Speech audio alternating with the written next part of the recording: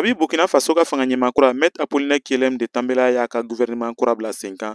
Fasoden dɔ ye wulikajɔ kɛ k'a fɔ ko o ma jɛn n'a ye ko minisiri min bɛ nafolo sɔrɔko ani jagoko kunna Donatien Nagalo ko fo ale ka gouvernement ni walan sɛmɛ. Sabula nin maa ninnu fɛ ni minisiri in da bɛ yuruguyuruguko ani surafɛndumunko dɔw ra. Nin wulikajɔma ninnu ye kunkɔrɔta sɔrɔ sabula nin minisiri kɔfɔlen nin y'a fɔ kunun ko ale da bɛna bɔ gouvernement kura ni sigili la.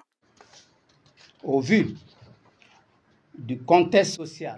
An bɛ waati minnu na sisan i n'a fɔ politiki ko gwɛlɛya b'an ka jamana na ani lankanabaliya kosɔn ne welenin don o de kosɔn yan'an ka se k'a to baara ka kɛ ɲanama jamana kɔnɔ ni gouvernement min basiginin don ani mɔgɔ bɛɛ jɛnna n'a ye a danganin don ko ne ka se ka n ka minisiriso ni walan sɛmɛ ka se ka sigiyɔrɔ di maa wɛrɛ ma. Dans un climat serein et apaisé. Donatien Nagalo dabɔlen minisiriso min bɛ nafolo sɔrɔko kunna fulancɛ fanga ka gouvernement kɔnɔ jɛnkulu min bɛ feerelikɛla misɛnw kunna ale y'a kan di sɔgɔmada nin na.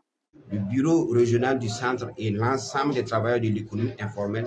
An n'u ka bureau min bɛ jagokola misɛnw kunna min sigilen don Wagadugu ani an ka maa minnu bɛɛ bɛ dugu wɛrɛ la an bɛɛ ko an ye kɔrɔsili kɛ nin minisiri nin ka walansɛmɛ na o de kosɔn an bɛ jagokɛlaw bɛɛ wele ani feerekɛlaw misɛn minnu bɛ jamana kɔnɔ olu bɛɛ ka o yɛrɛ da kelenya ka se ka baara kɛ ɲanama min bɛ se k'a to jamana ka lakanaya ani basigi ka sɔrɔ an ka feerelikɛnw ani an ka jago yiriwaliw kan.